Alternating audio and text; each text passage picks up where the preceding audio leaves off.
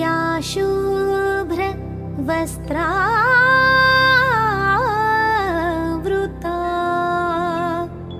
या वीणा वरदण्डमण्डितकरा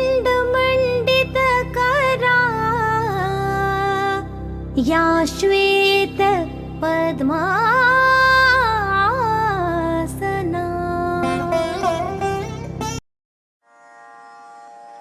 गंगे च यमुने चैव गोदावरी सरस्वती नर्मदे सिंधु कावेरी जलेऽस्मिन् सन्निधिं कुरु। ज्ञान, शास्त्र, कला और वाणी की देवी सरस्वती से अनभिज्ञ हो ऐसा भारतीय कदाचित ही होगा। इसी तरह सरस्वती नदी भी सबको प्रायः ज्ञात है। ऋग्वेद में सरस्वती नदी को एक महान और शक्तिशाली नदी बताया गया है, लेकिन यह सरस्वती नदी भारत के भूभाग पर है कहाँ? चलिए तो इस वीडियो की मानस यात्रा शुरू करते हैं और सरस्वती नदी के दर्शन करने का प्रयत्न करते हैं। भारत का एक बहुत ही महत्वपूर्ण तीर्थ स्थल है प्रयागराज, जहाँ गंगा, यमुना और सरस्वती नदियाँ त्रिवेणी संगम पर मिलती है। यहाँ सरस्वती नदी को गंगा और यमुना नदी से गुप्त रूप से मिलते हुए बताया जाता है, जो थोड़ा हैरान करने वाला है। इसके उपरांत भारत में कई जगहों पर सरस्वती नाम की नदियां हैं, जैसे पाटन और सिद्धपुर के पास बहने वाली सरस्वती नदी। या कहा जाता है कि वह गुप्त रूप से संगम पर मिलती है, जैसे गुजरात के चाणोद में नर्मदा और संग और सरस्वती नदी का त्रिवेणी संगम। अगर सरस्वती एक साधारण छोटी नदी है, तो वेदों, साहित्य और भारतीय मानस पर इसकी छाप इतनी गहरी क्यों है? सरस्वती नदी के बारे में यह रहस्य मुझे बचपन से ही रोमांचित और हैरान करता रहा है, लेकिन हाल ही में मुझे इस विषय पर प्रकाश डालने वाले विभिन्न माध्यमों से इसके बारे में जानकारी मिली है। कहा जा सकता है कि यह रहस्य रण प्रदेश के रेत के टीलों के नीचे किंवदंतियों में या अज्ञानता के अंधेरे में छिपा है। यदि आप भारत के भौगोलिक मानचित्र को देखें, तो आप देखेंगे कि नागाधिराज हिमालय से निकलने वाली नदियों में पूर्व में यमुना और पश्चिम में सतलुज के बीच कोई महत्वपूर्ण चिरस्थायी नदी नहीं है।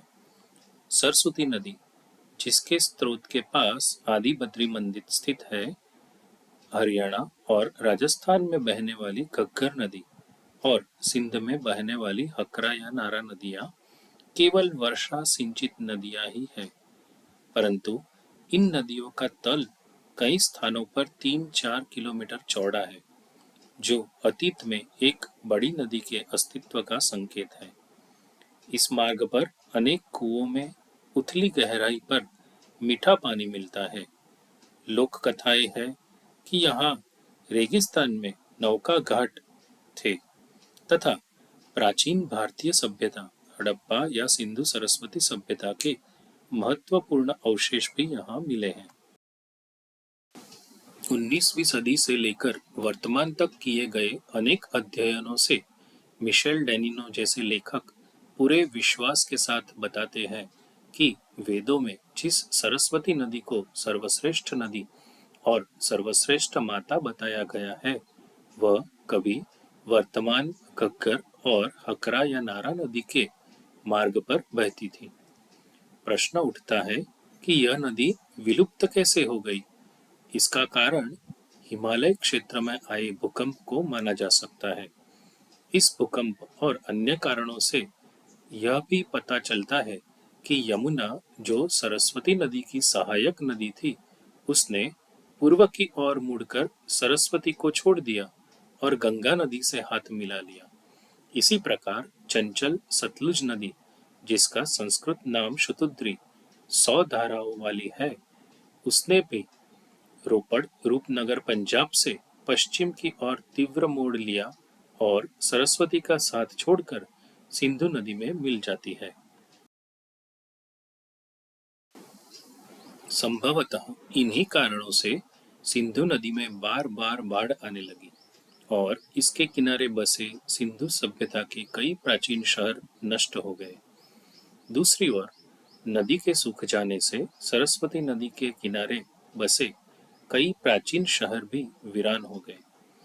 यह मानव आबादी पूर्व की ओर गंगा यमुना के मैदानों की ओर प्रस्थान की करने लगी, परंतु वे सरस्वती के प्रति अपने दिलों से लगाव नहीं मिटा पाए और प्रयागराज में गंगा और यमुना के साथ सरस्वती नदी को भी जीवित बनाए रखा।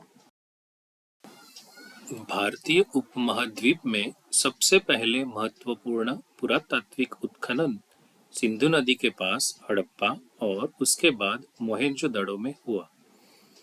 इसलिए इस सभ्यता का नाम हड़प्पा सभ्यता या सिंधु सभ्यता रखा गया।